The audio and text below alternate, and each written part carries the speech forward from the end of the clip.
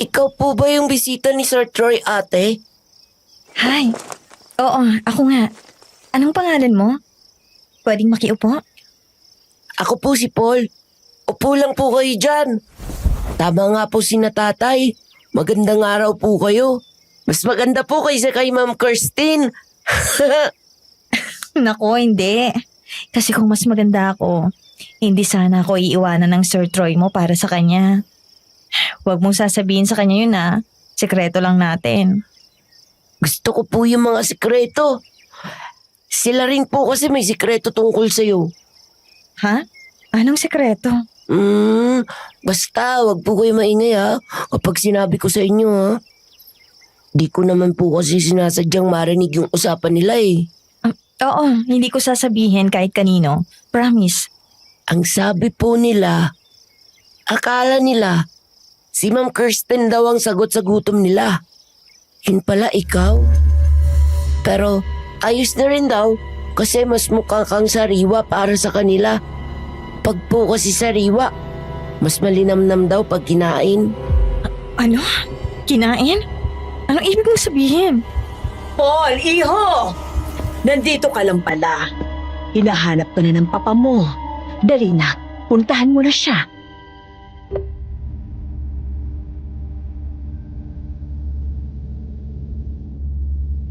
May panata sa baryo ng San Eusebio na tuwing may dayong mapapadpad doon, hindi na ito pwede pang makalabas ulit doon ng normal. Wala akong kaalam-alam. Dumayo ako doon nang mabalitaan kong ikakasal ang matalik na kaibigan ko. Pero hindi ko akalaing hindi pala ako inimbita doon para maging bisita lang. At ito ang iko-confess ko sa inyo. Itago niyo na lang ho ako sa pangalang Jean. Kilala akong hindi marunong tumanggap ng kahit anong pagkatalo. At kahit ilang beses na akong sinabihan ng mga kaibigan namin, natigilan ko na raw si Troy. Hindi ko magawa. Ang tigas daw ng ulo ko. At kung minsan grabe raw akong umasa. Ikaw ba naman ang basta nalang iwan ng walang paliwanag? Tapos isang araw, magigising ka na lang sa balitang magpapakasal na pala siya. At ang mas masakit, sa matalik mo pang kaibigan. Kaya nang imbitahin ako ni Kirsten para pumunta sa kasal nila. Hindi na ako nagdalawang isip at tinanggap ko agad ang alok niya. Hindi dahil masaya ako para sa kanila, kundi dahil may plano akong pigilan ang kasal nilang dalawa. Kaya kahit malayo, kahit wala akong alam tungkol sa baring yon, pumunta ako. Pero hindi ko alam na ang karanasang yun pala ang magbibigay sa akin ng dahilan para makapagpadala ng sulat sa inyo.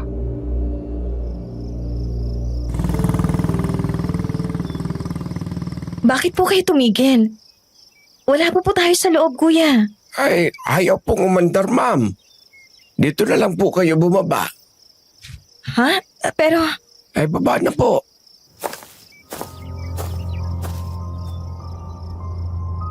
Sinunod ko naman ang sinabi ng driver at bumaba ng tricycle.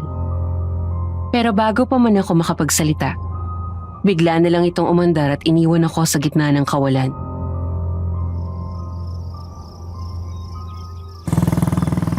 Loko yan Ang sabi ayaw na rin umandar ng tricycle niya. Pero bigla na lang humarurot. Teka, ba't parang ang lamig naman dito? Anong sadya mo iya? Nakakagulat naman ho kayo, Manong. Sinong pupuntahan mo rito sa baryo namin? Alam niyo po ba kung saan nakatira si Troy Quiliano? Walang hindi nakakakilala sa mga Quiliano rito sa baryo namin. Bakit? Anong kailangan mo sa kanya? Pupuntahan ko lang po sana yung kaibigan kong si Kirsten. Kilala niyo po ba siya? Ay, yung mapapangasawa ni Troy. Sige, halika. Sumama ka sa akin, dadalhin kita papunta sa kanila.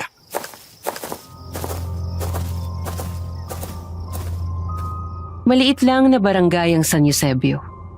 May mga tindahan kung saan tila nagsisilbi na ring palengke nila dahil sa mga isda't gulay na binebenta sa bukana pa lang ng kanilang baryo. Dikit-dikit ang mga bahay. At yung mga taong nakatambay sa labas ay grabe kong titigan ako. Nakala mo ngayon lang sila nakakita ng kapwa nila tao.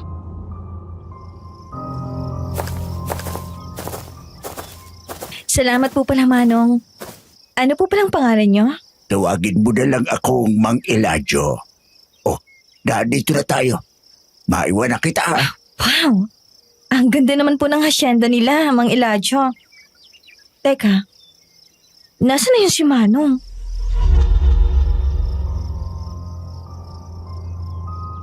Nilibot ko ang tingin ko sa paligid. Pero ang sumalubong lang sa akin ay yung mga kakaibang titig ng mga tao sa baryo. Kaya medyo nailang ako. Nang humarap ako sa gate ng mansyon, nalula ako sa laki at ganda nito. Hindi ko naman nakalain na ganito pala kayaman si Troy. Dahil nung nasa Maynila pa lang kami, napakasimple niya lang kumilos at manamit. Pinindot ko ang doorbell at hindi nagtagal, lumabas ang isang magandang babae. Yung aura niya ay nagsusumigaw ng karangyaan. At yung itsura tipong napapanood ko sa mga teleserye na kontrabida na mala Cherry Hill. Paglapit niya sa akin, ang lawak ng ngiti niya. Hindi ako nakagalaw sa kinatatayuan ko. Jean, tama? Ako nga pala si Tricia, ang mama ni Troy. Buti naman at nakarating ka, Iha. Akala ko hindi ka napupunta eh.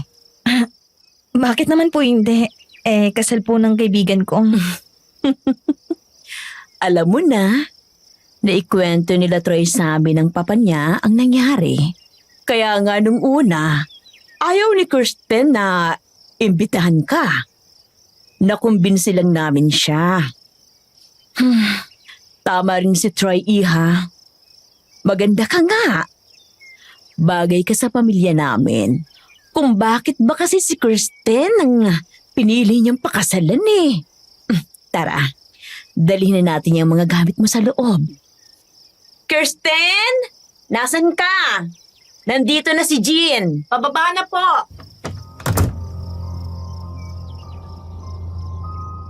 Hindi rin nagtagal nakita ko na si Kirsten na tumatakbo pababa ng hagdan. Ang aliwalas ng mukha niya. Halatang masaya siya at alagang-alaga ni Troy. Nang makita niya ako, umasim ang mukha niya. Parang hindi siya komportable sa presensya ko, Miss Ligaya. Hanggang sa makalapit siya sa kinatatayuan ko. Hindi siya nagsalita, kaya ako na lang ang lumapit para yakapin siya.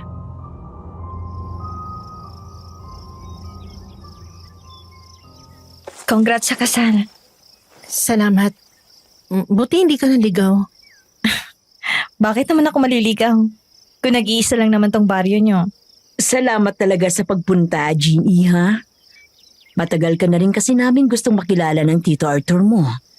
Kung hindi pa pala ikakasal tong sina Kirsten at Troy, hindi ka pa namin makikita. Ihatid ko na po siya sa kwarto niya. O siya, sige. Tulungan mo siyang mag-ayos ng gamit sa taas. Tapos, bumaba kayo ulit dito. May inihanda akong merienda. Salamat po, tita.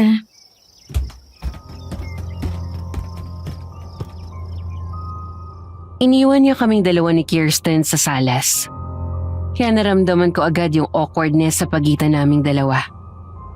Nawalan na ako ng oras para magtanong kung nasan si Troy. Ang totoo niyan, siya lang naman talaga ang sadya ko rito. Hindi si Kirsten o ang pamilya ni Troy.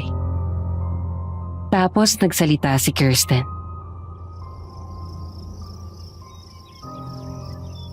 Ang hirap pala ng ganito. Na kahit sa mama niya, kailangan ko pa rin makipagkompetensya sa'yo. Hindi naman to kompetisyon, alam mo yan.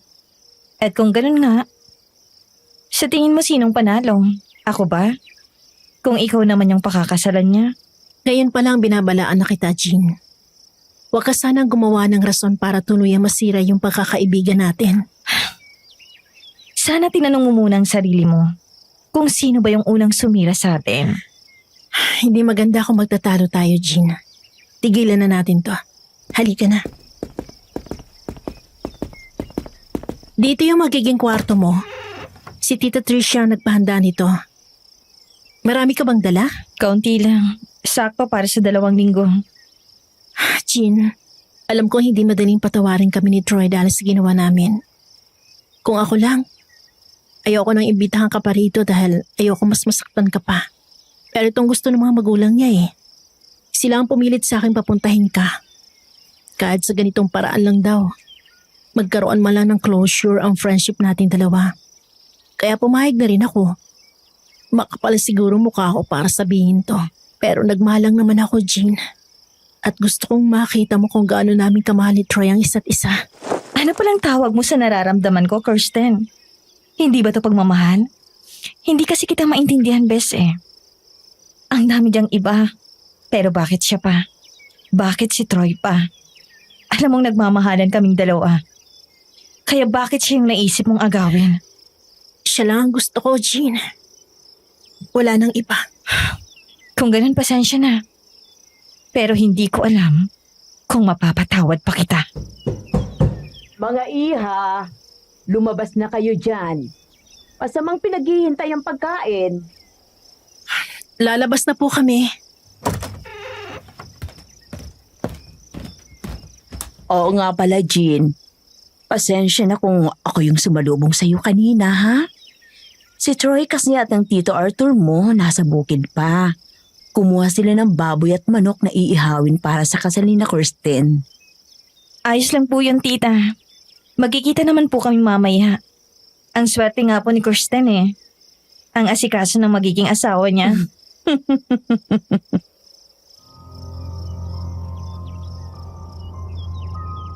Pagdating namin sa pagkainan, parang fiesta. Ang daming nakahandang pagkain. May pa-dessert pa. Si Tita Tricia ang naghain ng mga pagkain sa amin. At nang handa na kaming kumain, nagsimula na siyang magkwento tungkol sa childhood memories ni Troy. Magaang kausap si Tita Tricia. Lahat ng paborito niyang alaala kay Troy. Ultimo yung kabayo nilang namatay dahil sa sakit. Na siyang iniyakan ni Troy na kwento na niya. Napasarap nga yung kwentuhan namin nang di namin namamalayan ng oras. Nagulat na lang kami nang dumating na si Troy kasama ang papa niya.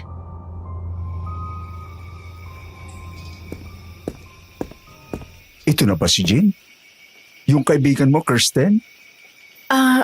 Opo, Tito. Nasaan nga po pala si Troy? Magandang gabi, Jean. Pagpasensyahan mo na tong bahay namin ha. Masyado ng luma. Si Troy nasa labas pa. Dinala yung mga hayop sa kwadra. Doon muna ng ilang araw ang mga yon. Ayos lang po, tito. Ang presko nga po rito sa inyo eh. Pupuntahan ko po muna si Troy.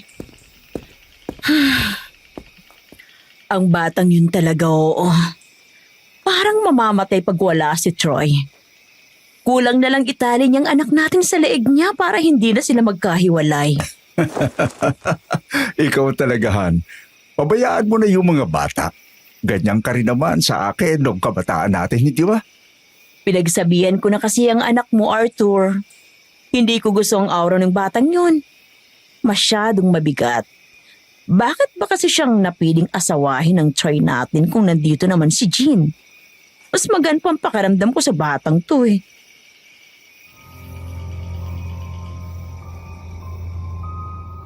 Pinigilan ko ang sarili kong umiti ng mga sandaling yon, Miss Ligaya. Kung alam ko lang na pwede ko naman palang mabawi sa santong paspasan si Troy sa pamamagitan ng mga magulang niya, sana ginawa ko na noon pa lang. Hindi naman ako pwedeng sisihin ni Kirsten kung ako ang mas gusto ni Tita Tricia para kay Troy kesa sa kanya. Lalo na at alam nila ang katotohanan, di ba? Pero syempre, hindi ko na naman agad pwedeng ilaglag ang sarili ko.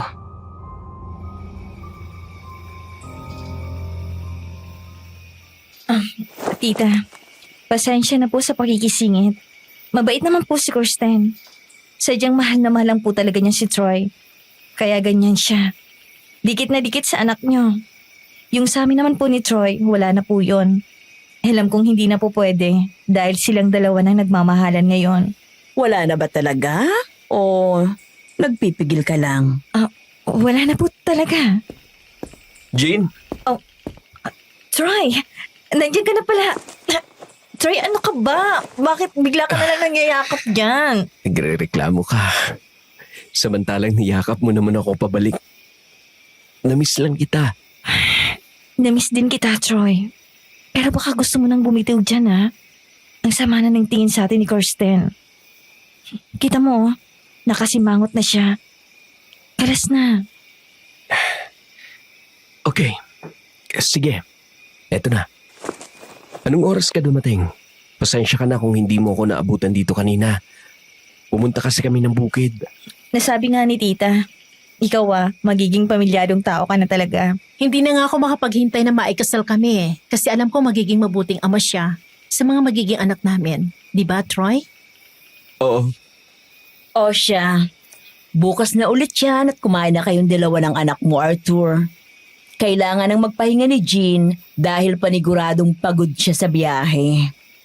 Kirsten, may pag-uusapan muna tayo. Ipaghahain ko po muna ng pagkain si Troy. Usap tayo bukas, Jean. Magpahinga ka na.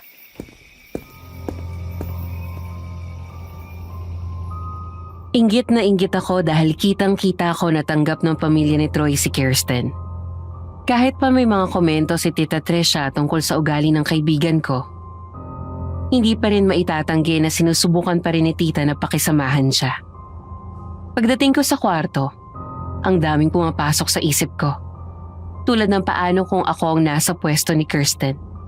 Ganito rin kaya ako katanggap ng magulang ni Troy para sa anak nila. O ganito rin ba kaasikaso si Troy sa kasal namin?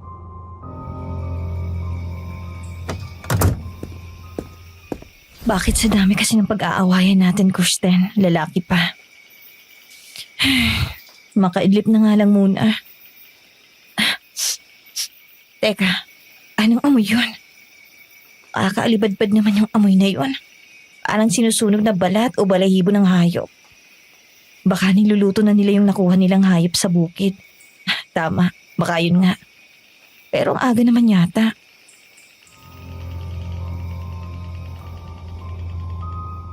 Di ko na yun pinansin at sinubukang matulog. Kaso hindi rin nagtagal nang makarinig naman ako na parang may bumagsak sa bubong. Napabangon ako sa kama at tumayo para lumabas ng kwarto.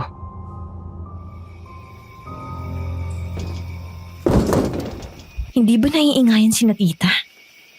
Ganito ba talaga rito tuwing gabi? Kakatakot naman. Oh, ano yun? Parang iyak ng bata yun Saan ang gagaling yun? Teka, dito yata sa dulong kwarto nang gagaling yung iyak ng bata. Jean, Oh. anong ginagawa mo riyan? Troy, ano ka ba? Nanggugulat ka naman. Pasensya na. Nakita kasi kitang pababa ng hagdan. Tapos di ka tumuloy. Kaya umakyat ako at sinundan kita rito. Ano ba kasing sinisilip mo dyan? Ha? Wala. Akala ko lang may narinig akong batang umiiyak. Bata? Mhm. Wala namang bata rito sa asyenda, Jean. Naalala ko na. Baka si Paul. Pinagalitan na naman ng papa niya eh. Kaso wala ngayon si Paul dyan. Nasa bahay ng mama niya sa bayan. Ikaw talaga baka naman nananaginip ka lang. Hindi Meron talaga. Pero baka guni-guni ko lang yun. Kanina kasi parang may naamoy akong nasusunog. Pero di ko na tiningnan.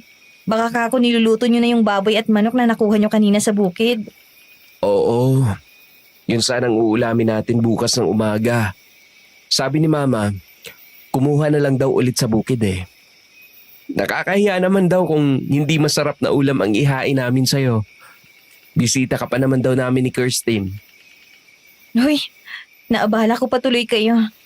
Alam mo naman kahit anong ipakain sa akin, ayos lang. Basta ba hindi ka rin ng tao eh. Mahilig ka rin pala talaga magbiro. Matutulog ka na ba o gusto mo pang makipagkwentuhan muna? Total, nagising ka na rin naman. Paniguradong hindi ka na inaantok. Oo naman. Kasi hindi ba magagalit si Kirsten kapag nakita niyang magkasama tayo? Bakit? Wala namang masama kung kwentuhan lang, di ba? Tsaka parang di mo naman kilala si Kirsten. Di ba, tulog mantika yon?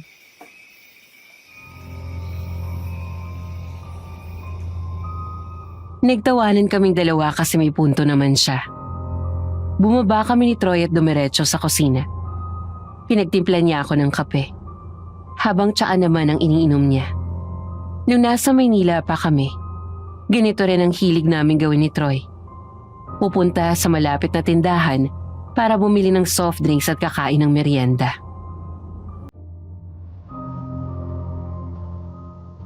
Isang taon na rin pala nang huli tayong magkita. Pero hanggang ngayon, iniisip ko pa rin kung bakit iniwan mo ako, Troy. Alam kong laki na naging kasalanan ko sa'yo, Jean. Kaya nga, gusto kong humingi ng tawad. Huli ko na lang din napagtanto na nagsinungaling sa akin si Kirsten sa sinabi niyang buntis siya. At ako nga ma. Ano? Nabuntis mo si Kirsten? Yun ang sinabi niya. Pero, hindi talaga siya buntis. Sinabi rin niya na hindi tayo pwede dahil mahal ka na ng iba. At hindi na ako yun. Kaya nung nag-away kayo't sinabihan mo raw siyang tantanan ka na namin. Sinabi niyang ilayo ko na raw siya sa Maynila. Kaya dito kami pumuntang dalawa. Oo, nag-away kami. At dahil yan sa inagaw kanya sa akin, Troy. Pero wala siyang sinabi sa akin na buntis mo siya. Mas lalong hindi ko sinabi sa kanyang tantanan niyo na ako. Dahil ang totoo niyan, siyang nagsabi sa akin noon na wala nang pag-asang balikan mo ko kaya layuan na kita. Oo. Dito lang niya inamin sa akin ang lahat. Kaya nga hindi ko matanggap eh. Dahil ikaw ang mahal ko, Jean. Kaso hindi na tayo pwede. Ilang araw na lang, ikakasal na kami. At kahit papano, kahit mahirap, pinag-aaralan ko kung paano susuklian yung pagmamahal na meron siya para sa akin. Wala na ba talagang pag-asa? Hindi ba pwedeng iwanan mo siya para sa akin, Troy? Marami na rin siyang sinakripisyo para sa relasyong to. Kaya kahit ayoko, kailangan kong gawin to. Mahal kita, pero hindi ko na siya pwedeng iwanan, Jean. Ayoko. Babawiin kita, Troy. Akin ka lang. Kasi ako yung mahal mo, di ba? Tayong dapat na ikasal. Hindi kayong dalawa ni Kirsten.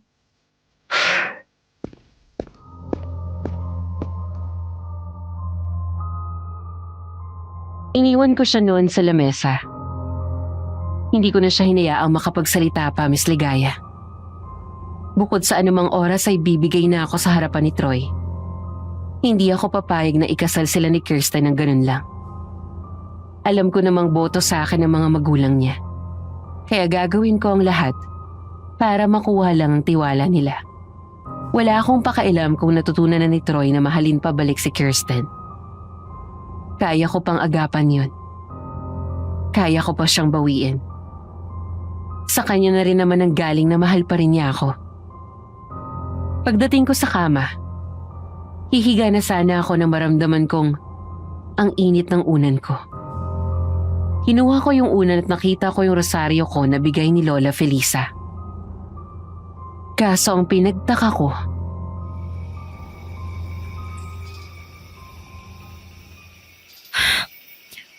Bakit ang init nito? Parang ngayon lang nangyari to Ewan, matulog na nga. Kailangan bukas na bukas. Maumpisan ko ng plano ko.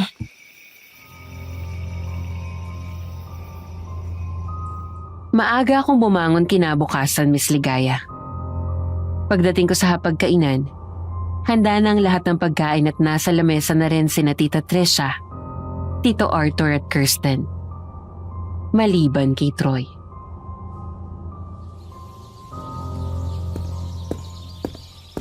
Magandang umaga, Jean. Maayos bang naging tulog mo, Iha? Opo, tita.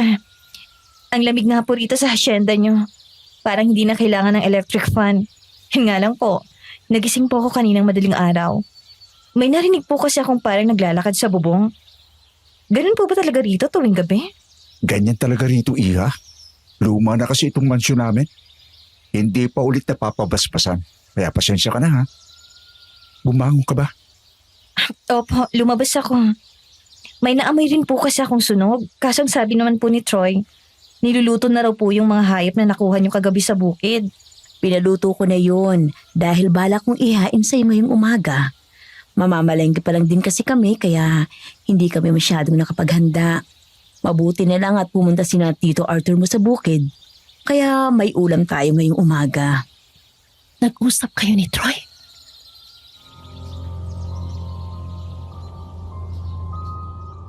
Ang sama siguro ng ugali ko kung sasabihin ko sa'yong hindi ko pinansin si Kirsten, Miss Ligaya.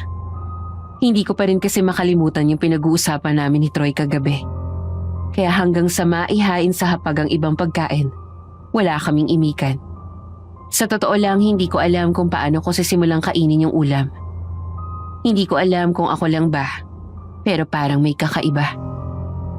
Una kong napansin na yung kulay ng karne. Maputla yung sabaw niya.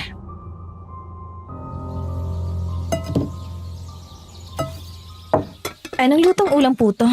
Tinola, iha. Tinola po? Ganito po ba talagang tinola sa inyo, tita? Walang luya and wala rin pong dahon? Oo, iha. Mukha lang hindi luto yan dahil maputla ang sabaw. Pero tinola yan. Hindi kasi masyadong mahilig ang pamilya namin sa masarsang pagkain. Ganun po ba? Medyo iba po kasi ang amoy, tita. Hindi ka ba sanay sa ganyang luto, iha? Gusto mo bang magluto ako ng bago? Pasensya na ha. Sinabihan ko kasi si Manang na huwag masyadong timplahan para malasahan mo yung totoong lasa. Hindi na po.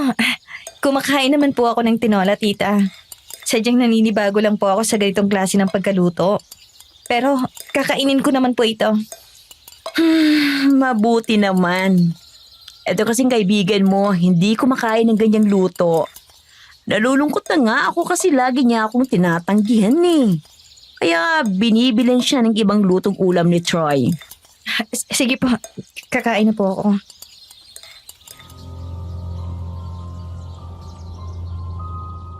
Sa unang kagat nalasahan ko yung alat. Pero hindi yun yung normal na alat. Parang may halong pait. Hindi ko alam kung pampalasa yun o kung may mali talaga sa templa. Tapos yung texture, parang hindi manok. Mas makunat. Mas malansa. Wala akong masabi. Hindi ko masabing masarap, pero hindi ko rin naman masabing kadiri.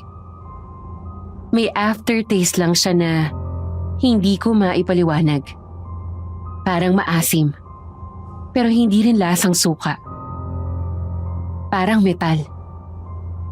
Noong nilingon ko si Kirsten, hindi pa rin siya kumakain.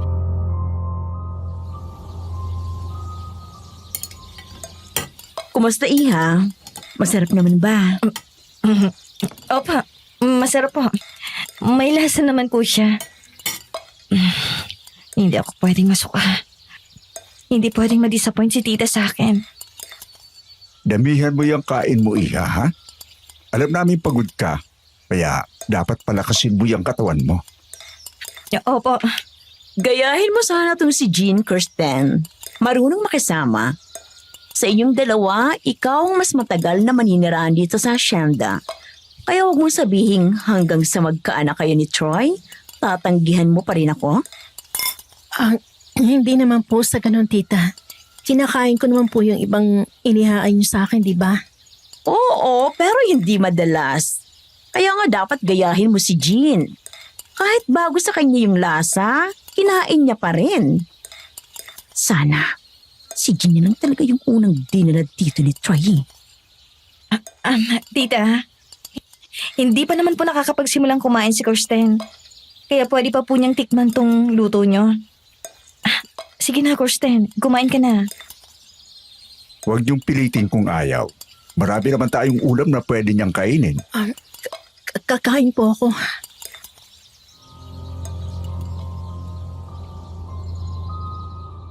Nagpigil ako ng hininga para hindi ako masuka ng sumandok si Kirsten ng ulam. Ito lang yung tanging magagawa ko para sa kanya. Kahit pa gustong-gusto kong naririnig ang mga papuri sa akin ng mama ni Troy. Nang sulyapan ko sina Tita Trisha at Tito Arthur, pareha sila nakabantay kay Kirsten, na para bang inaantay nila ang magiging reaksyon niya. Kaya sa pagtikim ni Kirsten, tumayo siya agad at nilisan ng lamesa. Sabay takbo papunta sa banyo.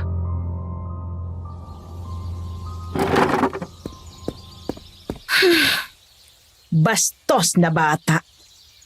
Hayaan mo na siya, Tricia. Kumain na ulit tayo. Sige na, Jean. Ipagpatuloy mo na rin ang pagkain mo. Sana nandito si Troy para makita niya nagkamali talaga siya ng desisyong dalhin dito ang babaeng yon. Nasaan po ba siya, tita? Nasa bayan, iha. May binili lang. Hayaan mo pagdating niya. Sasabihin kong kausapin ka naman kasi parang di ko pa kayo nakikitang nag-uusap eh. Salamat po. Hindi naman pala ako mahihirapan sa gusto kong gawin.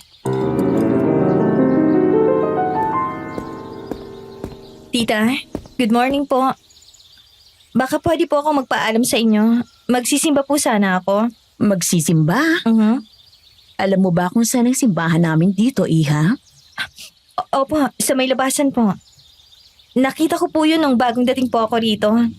Ayos lang po ba? Ayoko sana dahil hindi mo pa kabisado ang lugar na to. Baka kung mapano ka, hindi pa naman kita pwedeng samahan dahil aasikasuhin namin ang kasal. Ayos lang ba sa yung ikaw lang mag-isa? Opo, wala naman pong problema. O siya sige, papayagan kita. Basta huwag ka lang magpapagabi dahil masyadong delikado pag inabutan ka ng gabi. Hindi mo pa kilalang mga tao dito. Opo, salamat tita. Ingat ka, Jean.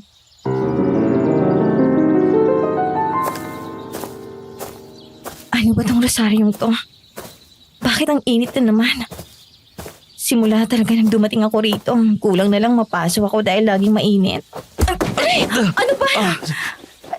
Bakit ba hindi ka tumitingin sa dinadaanan mo? Pasensya na, miss. Hindi kita nakita. Nasaktan ka ba? Hindi ba halata? Pero ayos na. Sandali. Parang ngayon lang kita nakita dito sa San Eusebio. Bagong lipat ka lang ba? Dahil lang ako rito. Bumisita lang kasi ako sa ikakasal na kaibigan ko. Saan ka tumutuloy? Kina Troy Kiliano. Sa Hacienda Caliano. Kilala mo ba sila? Bukod sa sila lang yung may hacienda rito, kilala ko sila. Pamangkin kasi ako ng dating hardinero nila na si Mang Fidel. Hindi ko kilala. Sige, aalis na ako. Saan ka pupunta? Gusto mo bang samahan na kita? Hindi na. Diyan lang naman ako sa may simbahan. Samahan na kita. Bago ka pa lang dito. Baka kung ano mangyari sa'yo. Hindi mo pa kabisado lahat ng tao rito. Hindi kaya mas delikado kung sasama ako sa'yo? Halos lahat ng tao rito, grabe kung makatitig sa akin. Yung mga itsura, akala mo mananakit ako eh. Payo ko lang sa'yo, miss. Hayaan mo lang silang titigan ka. Pero wag mo hahayaang matingnan kanila ng matagal na mata sa mata. Bakit naman? Di ko alam kung maniniwala ka sa pamahiin. Pero dahil hindi ka na rin naman mapalagay sa mga tao rito sa amin, mas mabuti na yung makasigurado ka. Baka kasi mausog ka. Sino yung bumubulong? Aling bumubulong? Wala naman ah. Tayo lang dalawa dito. Uy, ayos ka lang? Pasok na ba tayo sa loob? Para kasing meron eh. Pero sige, una ka na, sunod ako. Ano nga palang pangalan mo? Jean, taga Maynila ako. Ikaw, matagal ka na ba rito nakatira? Tunog alak ah. Ako naman si Rainiel. Dito ako pinanganak. Nung nakaraang taon lang ako umalis para pumuntang Maynila. Pero bumalik din nung malaman kong namatay si Tito Fidel. Hindi ka na ba bumalik ulit sa Maynila pagkatapos nun? Di na. Sunod-sunod na kasi yung kinakasal. Bakit? Anong nangyayari pag may kasal? Malalaman mo na lang sa mismong kasal. Ang pabitin mo namang magkwento. Magsindi na nga lang tayo ng kandila. Ano bang pagdarasal mo? Ang mabawi si Troy. Pagkatapos magdasal, sinamahan ako ni Rainiel pabalik sa hacienda. Sinalubong kami ni Kirsten na nakatayo sa harap ng gate. Mukha siyang nagulat nung may nakitang kasama ako.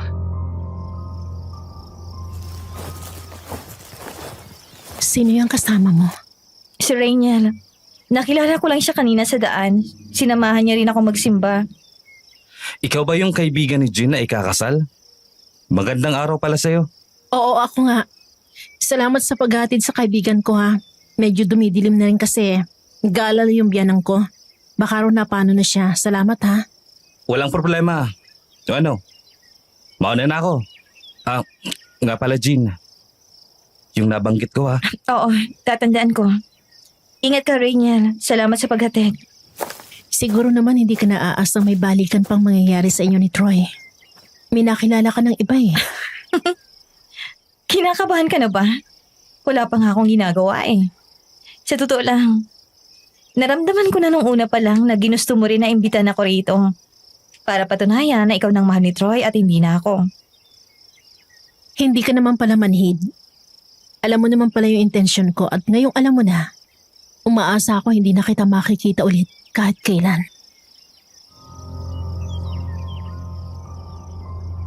Hindi ko na pinansin ang sinabi niya, Miss Ligaya. Tinalikuran ko siya at dumiretso sa bakuran, kung saan may nakita akong batang tahimik na nagduduyan. Hindi niya malaman ang gagawin nang makitang lumapit ako sa kanya. Gaya sa ibang taga-baryo, parang may hinahalukay rin siya sa pagkatao ko sa paraan ng pagtitig niya sa akin.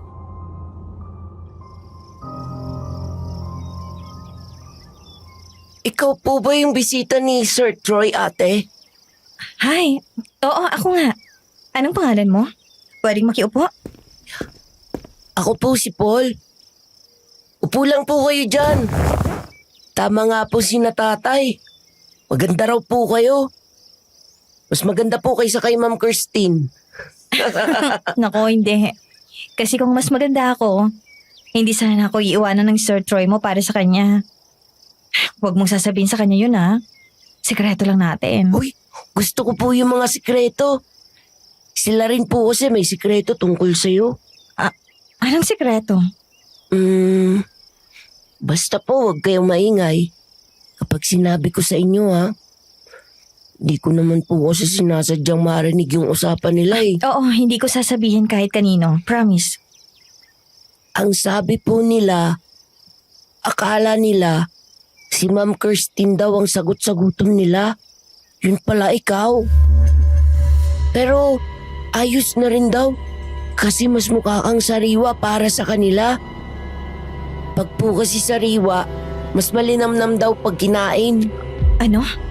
Kinain? Anong ibig mong sabihin? Paul, iho! Nandito ka lang pala. Hinahanap ka na ng papa mo. Dali na, puntahan mo na siya. Sino po yung batang yun? Si Paul. Anak siya ng isa sa mga tauhan namin dito. Makulit, no? Parang ngayon ko lang po siya nakita. Hindi kasi masyadong lumalabas yun eh. Madalas nasa kwarto lang nila sa dulo ng hallway. Ganun po ba? May nabanggit po kasi siya sa akin eh. Nako, huwag mong pansinin yon. Alam mo naman pagbata, kahit ano, basta bago para sa kanila, pinaniniwalaan. Teka po tita, parang sumakit po bigla yung tiyan ko. Iha, ayos ka lang ba? Ano bang nakain mo? Yung dinuguan lang naman po na niluto nyo kanina, tita. Nilalamig ka, Iha. Sobrang sakit ba? Dadalhin na kita sa loob. Salamat po.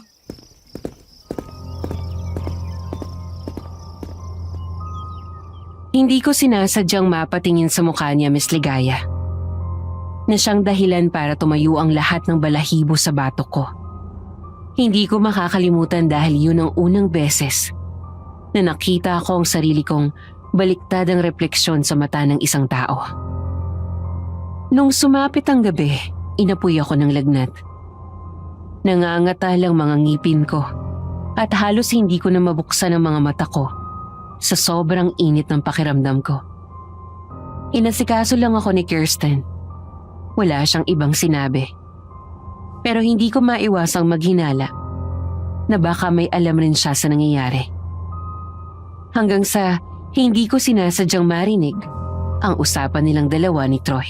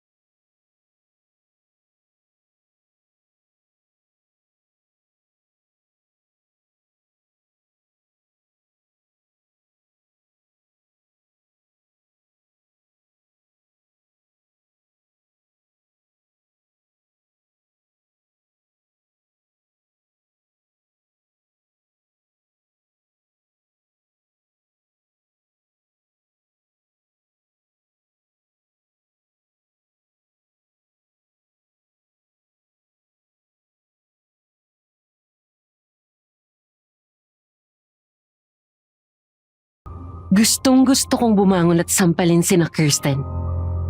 Hindi ako makapaniwalang kaya niya akong ipagkanulo. Basta di lang siyang miserable. Isa na lang ang gusto kong mangyari ng mga oras na yun, Miss Ligaya. Yun ay yung makatakas sa San Eusebio.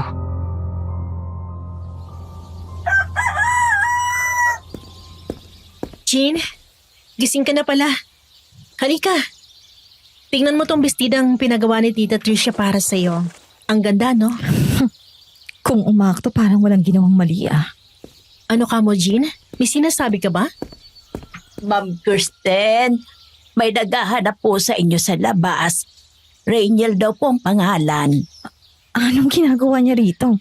Papasukin niyo po, Manang. Naghihintay po siya sa bakuran. Gusto raw pong makipag-usap sa inyo, ma'am. Bakit po ako? Si Jean po ang kaibigan niya eh. Wala rin ho akong ideya, ma'am. Mas mabuti hong labasin nyo na para malaman nyo. Ikaw naman, Ma'am Jean.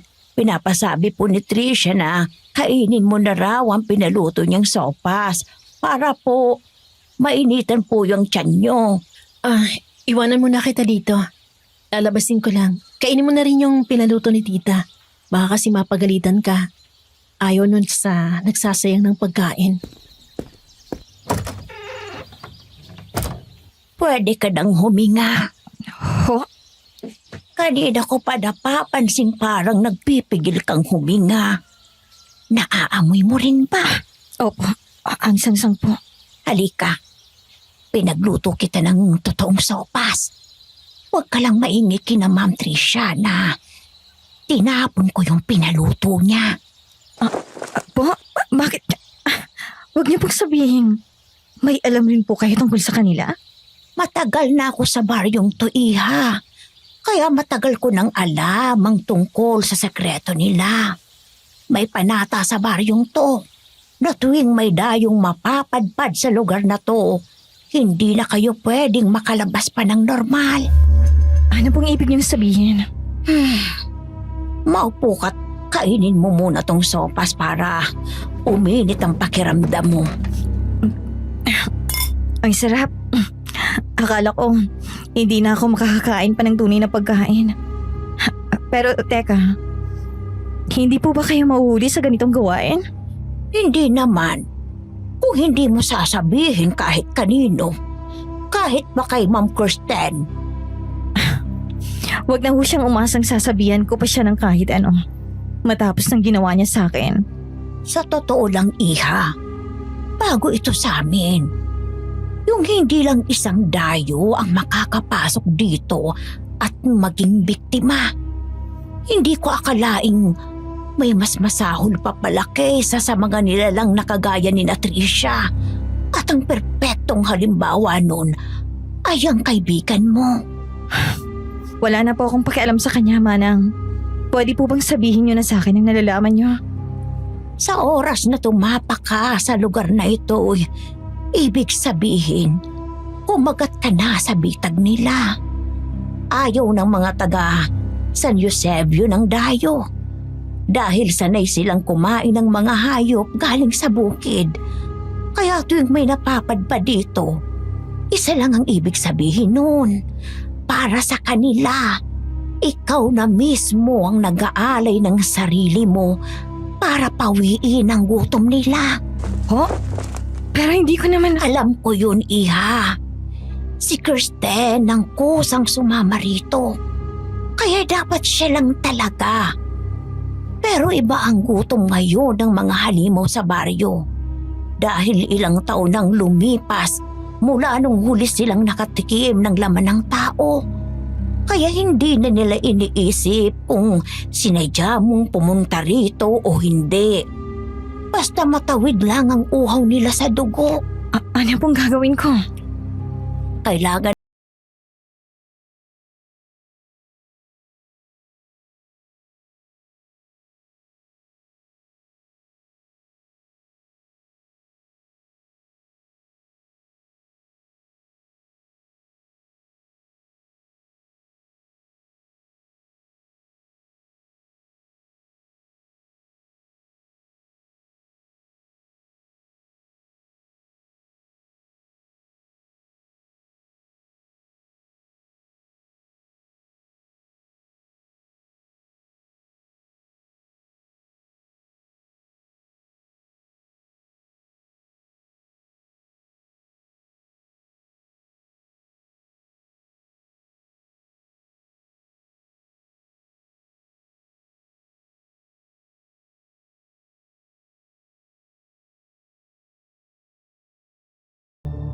Sinundan ko si Manang Narsing papunta sa parang basement ng kusina.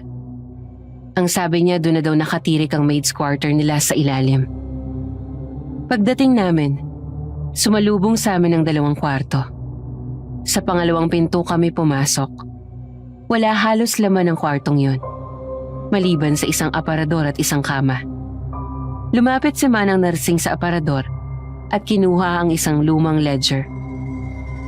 Tsaka kami upong 2 sa kama niya.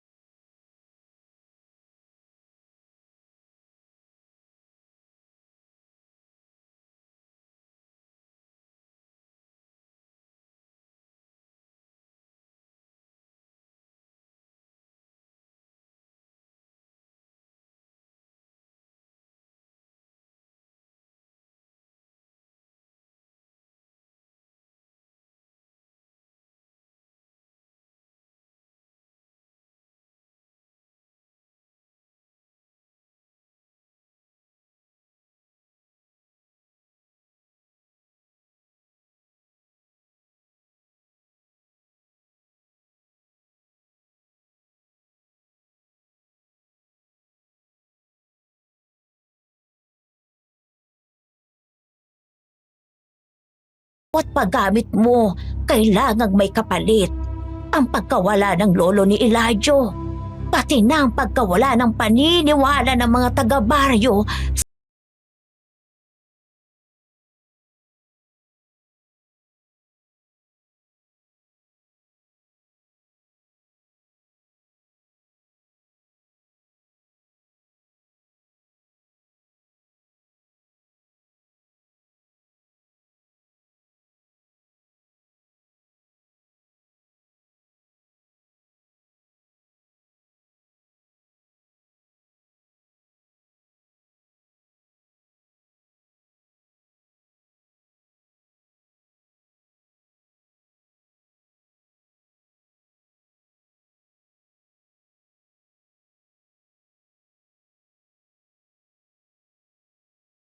Ako sumasabay sa hapagkainan.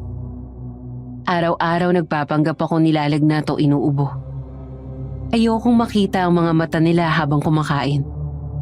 Dahil hindi ko maiwasang isipin na sa likod ng mga ngiting binibigay nila sa akin, may pagbabanta na pala sa buhay ko. Si Manang nursing na ang nagdadala ng pagkain sa akin. Sabi niya siya na raw ang bahala. Basta wag akong pupuslit palabas ng kwarto. At huwag kong kakainin yung galing sa kusina.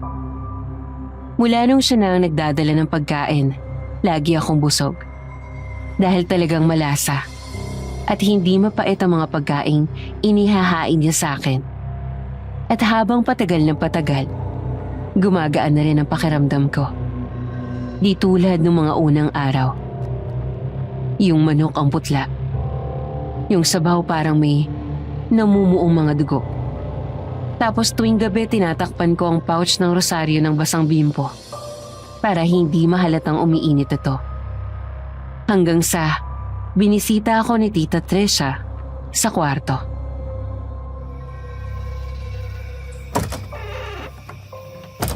Jean, iha? Kumusta ng pakiramdam mo? Hindi ka pa rin kasi sumasabay sa aming kumain. Nag-aalala na kami sa iyo, iha. Masama pa rin po tita ang pakiramdam ko. Parang mas lalo po ako nanghihina nitong mga nakaraang araw. Gustuhin ko man pong bumangon, hindi ko po talaga kaya. Ay, sayang naman. Malapit ang kasal ni Kirsten at Troy. Paano ka makakapunta yan? Okay lang po, kesa pilitin ko ang sarili ko. Sana gumaling ka na. Ang lungkot ng lamesa pag wala ka. Alam mo namang ikaw lang ang kumakain ng mga niluluto ko eh. Ayaw ni Kirsten. Kaya nga sa iyo ako natutuwa. Pero nagpapadala naman ako rito, di ba? Kinakain mo ba? Opo, dinadalhan po ako palagi ni Manang nursing. Mabuti kung ganon. Para naman kahit papano, bumalik-balik ng lakas ng katawan mo at magkalaman ng sikmura mo. O siya, sige na't aalis muna kami. Walang tao dito sa bahay. Ikaw lang at saka si Manning nursing. Babalik naman kami bukas ng umaga. Magpahinga ka, iha. Sige po, salamat.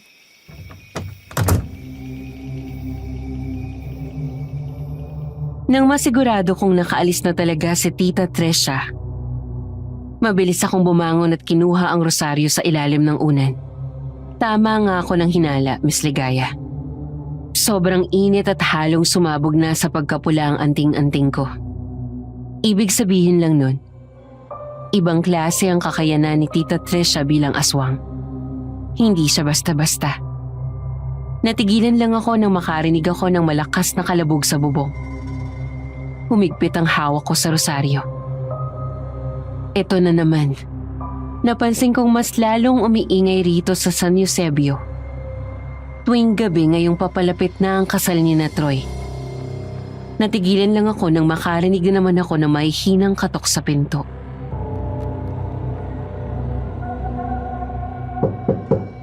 Jean, handa ka na ba? Ikaw ba yan, Manang? Ang hapdi sa kamay nitong rosaryo.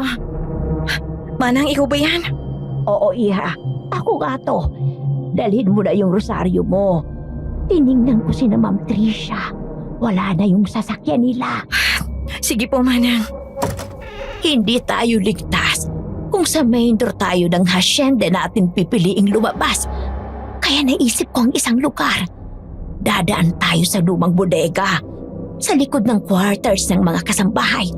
May daanan doon papunta sa gulod. Shortcut po? Asan yun? Sa likod ng laundry area. Pinasarado na yan noon. Pero ako ang may hawak ng susi. Kaya mabubuksan natin ang pinto doon. Doon natin sasalubungin si Mang Eladio. Alam na po ba ni Mang Eladio tungkol rito? Oo, kanina pa tayo hinihintay. Dire-diretso lang tayo sa kanan. Pag nalampasan mo na yung quarters ng mga kasambahay, sa likod nun, andun ang laundry area. Doon tayo lalabas. Manang, may daan po ba talaga palabas dito? Parang kinakalawang na. Tapos ang baho pa po. Oo, dati itong daanan ng mga kusinera, hardinero at ang mga alila. Noong panahon pa ni Don Crisostomo, hindi na ito ginagalaw. Wala na rin namang nakakaalam na pwede pang buksan yan. Ang dilim po. Huwag kang sisigaw. Higpitan mo yung hawak sa rosaryo mo. Huwag na huwag mong hayaang mawala yan sa kamay mo. Etong lampara. Bitbitin mo. Ang dami pong palaspas, Manang. Tapos may mga anting-anting pa. May naririnig po ba kayo? Meron. Bilisan na natin. Manang, Malapit na tayo, Iha. Basta, huwag kang titigil sa paglalakad. Diyos ko.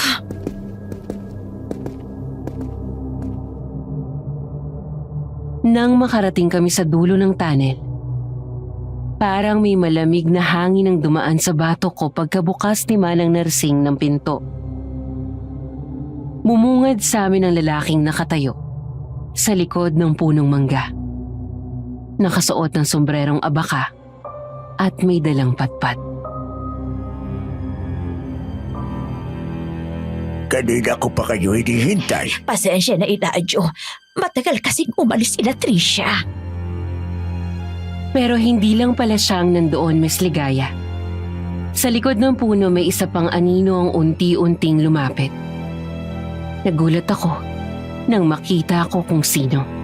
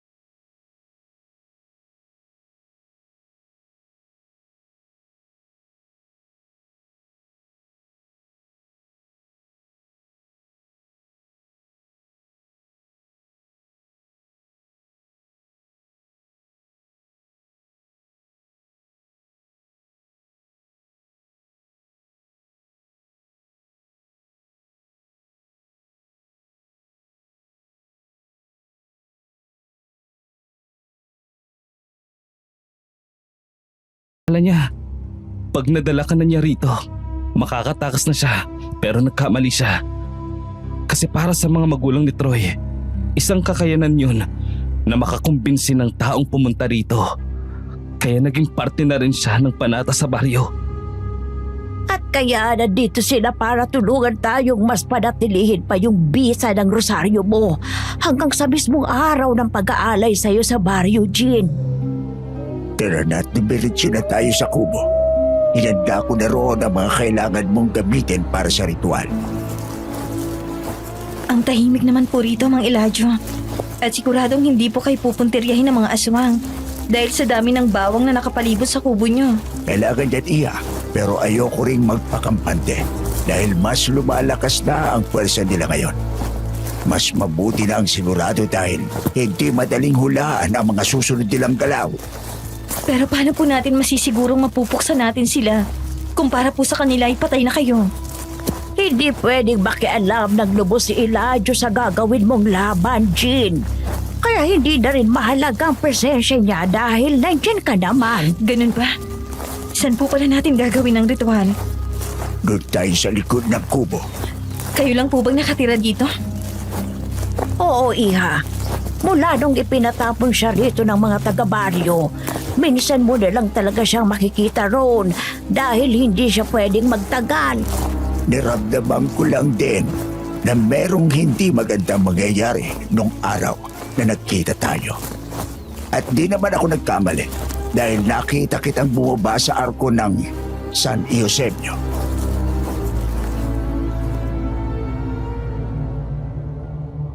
Gaya ng sabi ni Mang Eladio, pumunta nga kami sa isang maliit na clearing sa likod ng kubo niya. Lumuhod ako sa harap ng luma at patay na punong kahoy.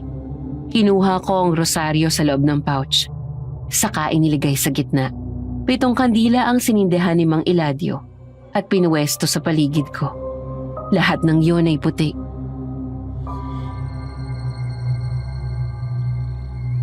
Huwag kang matakot. Basta gawin mo lang lahat ang sinabi ko. Sigurado po ba kayo na ito talagang dapat gawin? Baka magkamali po ako. Pag nagkamali ka, baka magalit ang mga kaluluwa ng mga albularyo. Kaya mag-focus ka. Huwag kang gagalaw kapag nagsimula na. Paano kung hindi ko kaya? Kakayanin mo. Hindi mo na trabaho ang maniwala. Ang trabaho mo lang ay sumunod. Yun ay kung gusto mong makaalis talaga rito sa San Eusebio ng buhay. Huwag mong pakinggan ang kahit anong marinig mo. Kahit anong makita mo, huwag kang papalag. Pag gumalaw ka, baka maputol yung ritual, baka ikaw ang balikan. Habang naglalagay siya ng dahon, luya at isang patak ng dugo mula sa daliri ko sa mangkok. Halos hindi ako makahinga. Hindi dahil sa takot, kundi dahil ramdam ko na may nanonood sa amin. Sa ngalan ng mga nauna, binubuksan ko ang landas para sa iyo. Kalabitin mo ang anting-anting mo. Kung uubra, iinit yan. Kung hindi, ibig sabihin, ayaw nilang tumulong. Ay, Diyos ko. Uminit na naman ang rosaryo. Pero ngayon hindi lang siya mainit. Parang may kumikirot na sa palad ko. Ramdam ko ang pagmamarka nun sa daliri ko. Tapos na. Kailan ko po ba pwedeng gamitin to? Isang beses mo lang pwedeng gamitin yan, Iha. Pag pumatak ng 12:00 ng madaling araw at narinig mo na ang tunog ng kampana ng simbahan.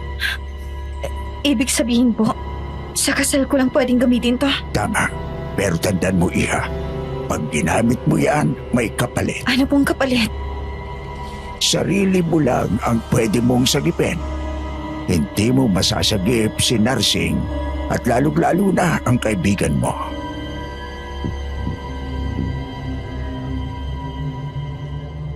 Mula nung gabi ng ritual, mas dumalas na yung pakiramdam ko na parang laging may nakatingin sa akin tuwing gabi. Lalo na tuwing hating gabi. At nung gabing yun, narinig ko ang langit-ngit na bintanang unti-unting bumubukas. Kasabay ng mahihinang alulong. Parang may malamig na hiningang dumaan sa batok ko.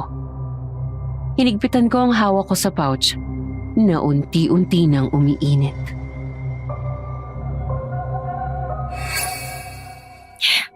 Kalma, Jean. Hawak mong rosaryo. Poprotektan ka nila. Hindi ka magagalaw ng mga hayop na to. La, kung naririnig mo ako, parang awa mo na. Huwag mo akong pababayaan. Ano na naman yung bumagsak sa bubong? Sa ngalan ng Ama, ng Anak, ng Espiritu Santo, gabayan niyo po sana ako. Hindi ko na kaya. Gusto ko nang umalis dito.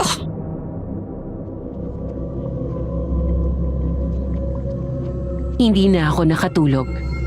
Bumangon na lang ako para sana lang hapin ang simoy ng hangin. Nang salubungin ako ng isang masangsang na amoy. Muntik na akong masuka. Talagang may bumisita rito kagabi. Nang ilibot ko ang paningin ko sa buong hasyenda, may 2 taong nahagip ng mga mata ko na nakatayo sa harap ng gate. Nagkatinginan muna sila bago ilipat sa akin. Nagsitaasan ang balahibo ko sa batok ko noon, Miss Ligaya.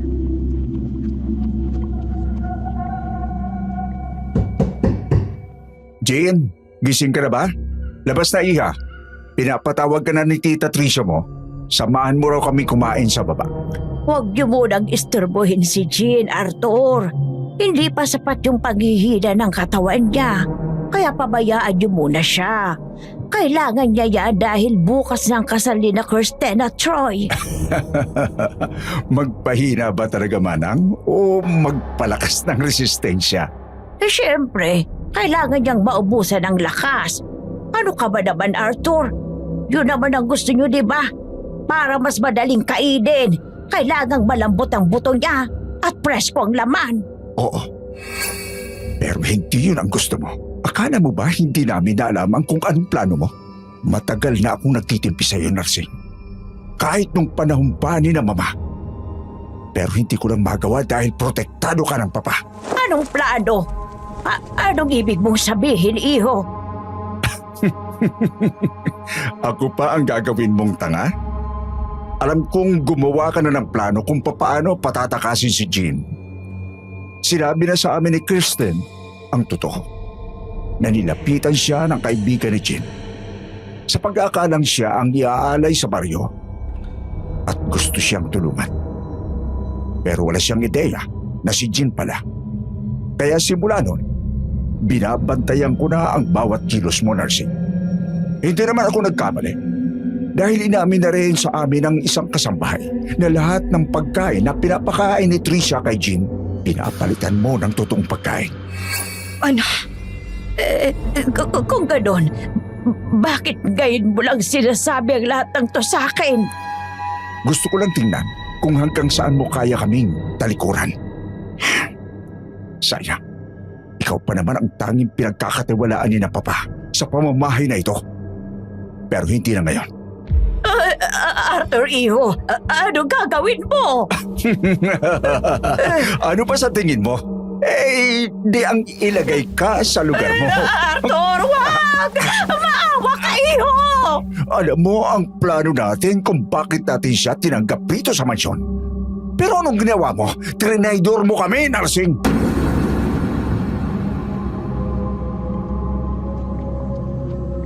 Takot na takot ako, Miss Ligaya. Ramdam na ramdam ko ang panginginig ng tuhod ko habang sinisilip ko kung ano ang nangyayari. At napasigaw ako nang hindi ko na makilala si Tito Arthur. Nakayuko siya habang dinudungo si Manang Nursing. Sakal niya ang leeg ng matanda gamit ang dalawa niyang kamay na nangingitim na hanggang braso. Halos pumutok na rin ang ugat niya. Habang may tumutulo pang dugo sa mukha ng matanda, galing sa bibig niyang may mahahabang pangil na nakausli. Umaangil siya habang hinihigpitan ng hawak sa matanda.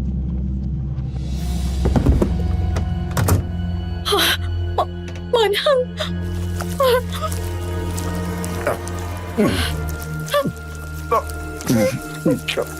Winakwak na yung siya ni Manang Nursing. Wala nang matanda. Paano pa ako makakaalis dito?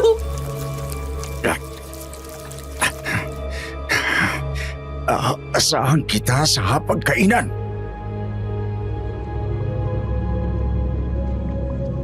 Hindi ako bumaba buong maghapon. Nakatulog na rin ako dahil magang-maga ang mga mata ko sa kakaiyak. Kinabukasan, maaga akong nagising dahil sa tunog ng mga tambol sa labas. Abala na ang buong baryo. Nang buksan ko ang bintana ko, nakita kong lahat sila ay nakasuot ng puti. May dalang bulaklak. May palamuting dahon.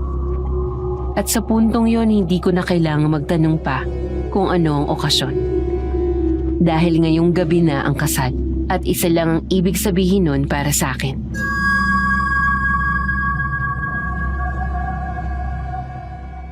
Kapag nagsimula na silang maghanda, huwag mong ipapakitang natatakot ka. Mas naaamoy ng halimaw ang takot kaysa dugo. Sino naman ang mga to? Siguraduhin mong maayos ang suot niya mamayang gabi. Baka mamantsahan. Kailangang presentable siya sa harap ng mga taga-baryo. Si Tita Tricia. Ayoko na, tita. Hindi ko na po kaya. Hindi niya dapat... Ito ang gusto mo, di ba? Ikaw ang nagdala sa kanya dito. Kaya magdusa ka! Hindi na siya makakalabas dahil alam na ng buong baryo na siya ang iaali natin sa kanila ngayong gabi. Pero nagsinungaling po kayo sa akin. Sabi niyo kapalit ng kaligtasan ko. Kailangan may dalhin ako rito. Pero bakit? Bakit hindi pa rin ako makakaalis? Dahil party ka na ng panata, Iha. Kaya huwag kang matakot. Kaming bahala sa iyo. Ihanda mo na siya pagkagabi. Bawal siyang magsuot ng kahit ano maliban sa ibibigay ko. Patawad, Jean. Wala nang magagawang paghingi mo ng tawad, Kirsten.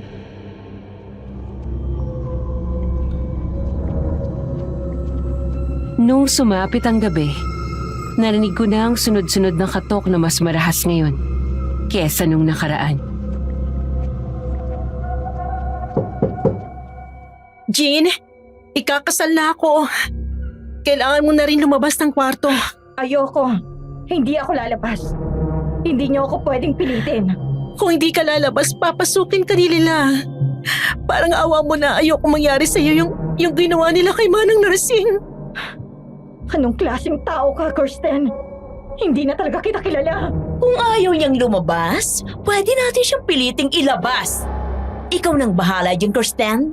Papiliin mo siya. Jean, pakiusap. Buksan mo na lang yung pinto, please. Kahit sandali lang. Aayusin ko na lang lahat. Ako na bahala. Pakiusap. Sandali lang po. Lalabas na siya. Huwag niyo siya parasahin. Pag binuksan mo yung pinto, huwag mong kalimutan magbilang ka ng hakbang. Kailangan mo yon para pagdating mo sa gitna ng altar, hawak mo pa rin ang sarili mo at makapag-focus ka. At para mas madali sa'yo maitago ang rosaryo mo, linlangin mo ang kaibigan mo. Lalabas na. Jean, lalabas ka na. Oo. At nakikiusap ako. Kung bibihisan ako, sana si Kirsten lang ang papasok. Ha? Dalian mo na, Kirsten! Gusto mo bang makatakas rito? Paano? Tulungan mo akong itago tong rosaryo ko. Para madali kong hugutin mamaya. Ito ang magliligtas sa atin. Yun ay kung may tiwala ka sa akin. Meron. May tiwala ako sa'yo. Pakiusap. Ayoko na rito, Jean. Sige. Bihisan mo na ako. Tapos na ba kayo? Opo. Tara na, Jean. Tara.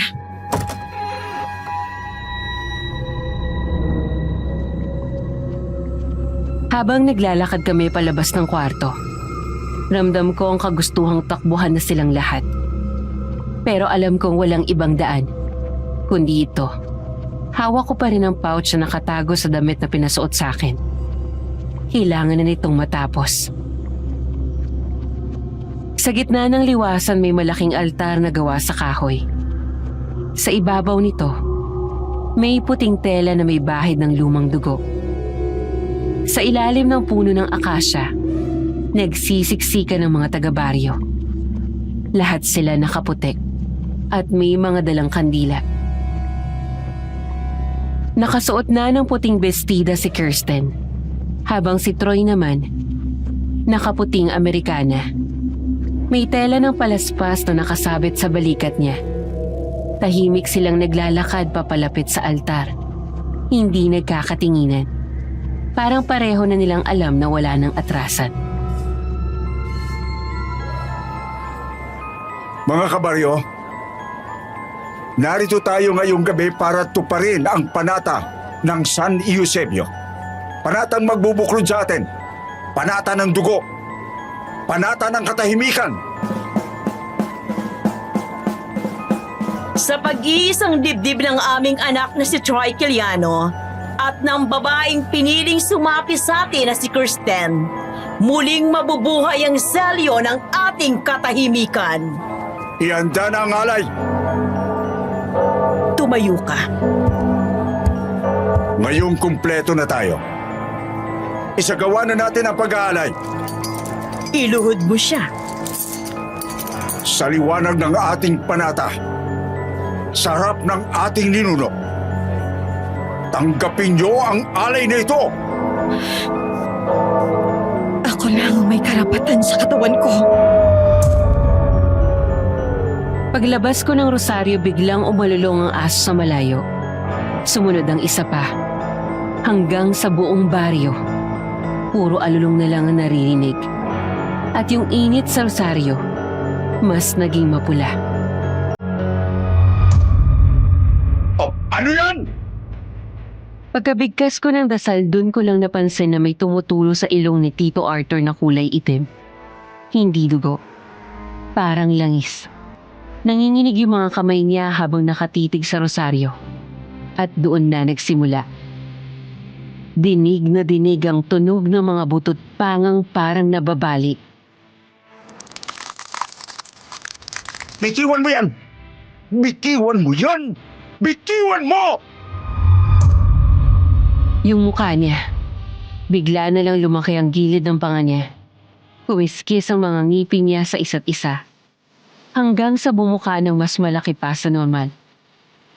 Para siyang baboy ramo. Yung mata niya naging dilaw. Parang pusa. Pero mas malalim. Mas uhaw. Anong ginawa mo? Pero hindi na nila ako naririnig. Para silang hayop na nilabas ang totoo nilang anyo. At hindi lang sila. Pati yung mga nakaupo sa unahan. Isa-isa silang lumuluhod. Nagkakandara pa silang alisin ang damit nila. At doon makikita mo yung mabalahibo nilang katawan. Parang may kinakaliskis sa loob. Lahat kayo aswang. Naramdaman ko ulit yung kirot sa palad ko. Umiinit na ng sobra ang rosaryo. At sa gitna ng kaguluhan, isang sigaw ang umalingaw-ngaw. Si Kirsten. Hinila siya ni Troy, na ngayon ay wala ng balat ang kalahati ng muka. At may matutulis na ngipin sa gilid ng pisngi niya. Pinilit kong alalahanin lahat ng turo ni Mang Eladio. Saklot ng liwanag. Gabay ng laman. Kaluluwa ng mga nauna. Kayo ang aking sandigan. Sa dugo ng walang kasalanan, isara ang pinto ng kadiliman. Itigil mo yan! Tama na, Jean!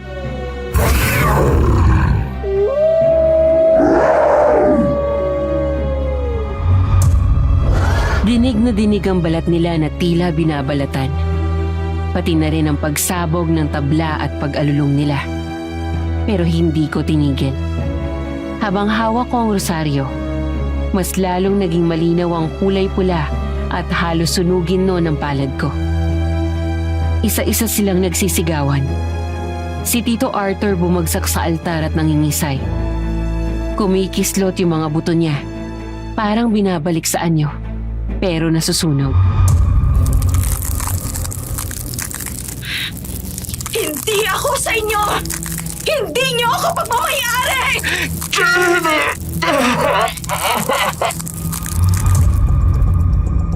Wala na akong narinig kundi mga sigaw. Nagsigawan na ang mga taga-baryo at nagtakbuhan. Yung iba bumagsak sa lupa at nangingisay. Para silang nasusunog kahit walang apoy. Yung balat nila pumuputok. Yung mata nanlilisik. Lahat sila hingal na hingal habang umaangin. Si Troy hindi na rin makatayo. Umuubo siya ng dugo habang hawak ang dibdib. Tapos tumingin sa akin. Parang nagmamakaawa. Pero hindi ko siya nilapitan. Hanggang sa nawala na yung init ng rosaryo. Pero ramdam ko pa rin ang tibok ng puso ko. Hindi ako sigurado kung dahil sa takot o dahil alam kong tapos na. Tumigil na ang kampana. Tahimik na ulit ang buong baryo. At sa wakas, nakahinga na ako.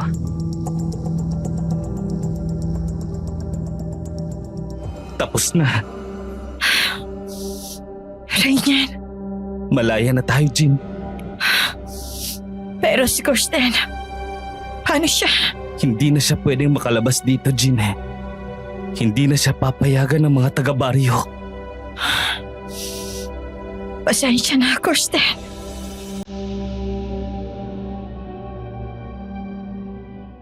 Sabay kaming umalis ni Raniel sa baryo ng San Eusebio. Nang walang nililingon kahit isa. Nung tanungin ko siya kung ano nangyari kay Mang Eladio, sabi niya pinatay raw ng aswang na nakasalubong nila nung umagang hinatid nila kami pabalik sa hasyenda. Nakisakay lang kami sa truck papunta sa syudad. Mga tulalat parang mga wala sa sarili. Nalaman ko rin na kaya walang alam ang gobyerno tungkol sa mga nangyayaring krimen ay dahil kontrolado ng pamilya Quilano ang buong baryo. At tuwing may nakakapasok sa lugar, ay walang makikitang ebidensya.